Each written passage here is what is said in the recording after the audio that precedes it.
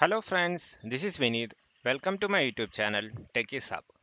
So today's tutorial is all about how we can convert an Excel to XML and XML to Excel back.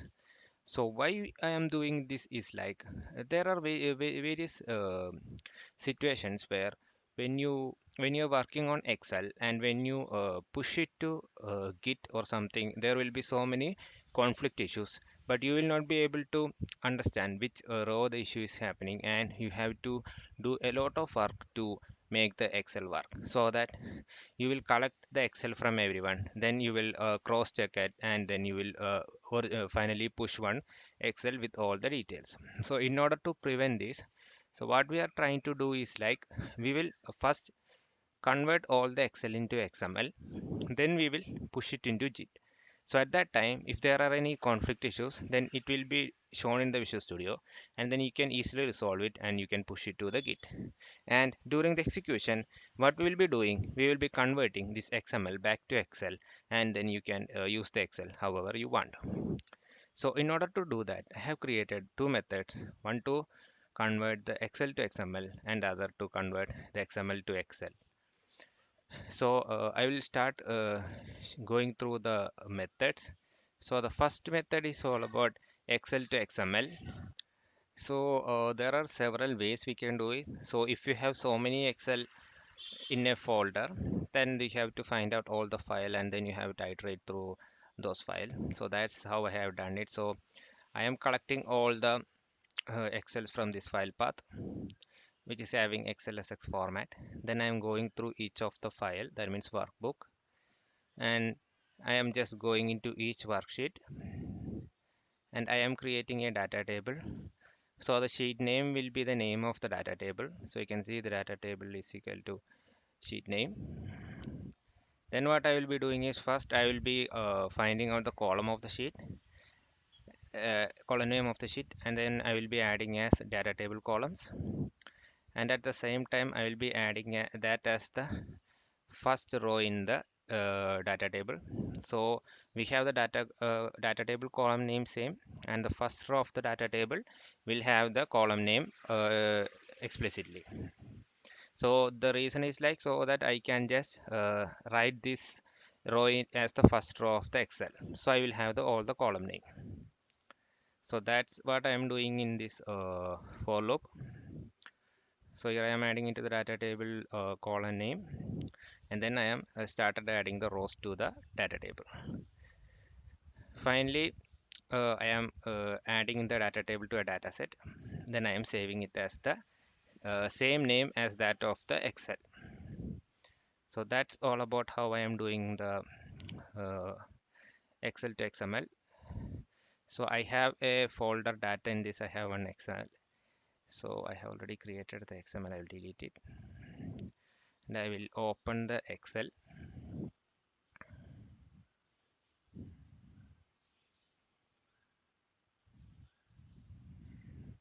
So I have one sheet, and this will be converting into an XML. So you can see the sheet name is test001. So I don't have anything in here. So I'll be going through my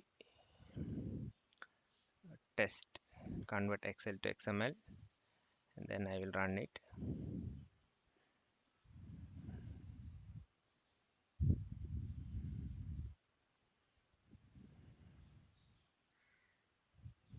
So it ran successfully, and you can see the XML is generated.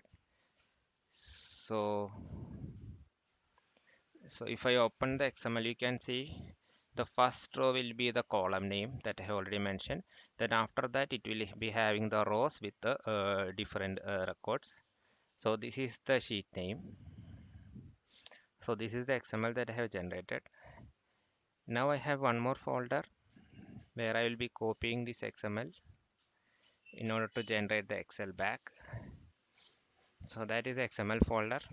I will remove everything. I will copy paste the XML.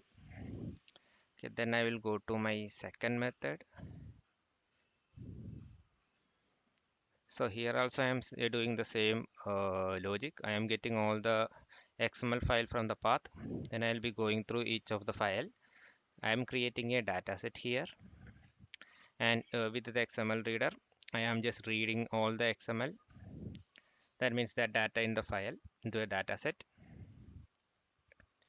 Then I will be finding out the tables in the data set. Then I will be iterating through it. So what I'll be doing is I'll be first writing the row name, the column name in the first row of the Excel. Then after that, I'll start writing the rows in the Excel. So this line of code does that.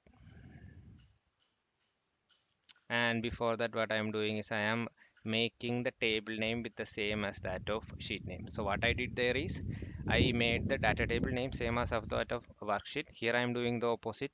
I am making the worksheet name that as of the table name, so that I will get the same sheet name. And then I will be just adding it to the cell, whatever the value that the data table has. Then finally, I am just doing some alignment and I am saving it as a file path. So this will be having the same name as that of the XML, which is having the same name as that of Excel. So I'm taking that name down to the Excel again. So if I run this method again,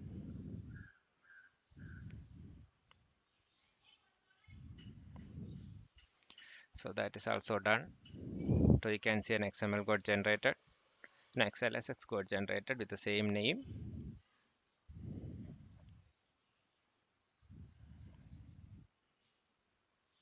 And you can see all the data are retained.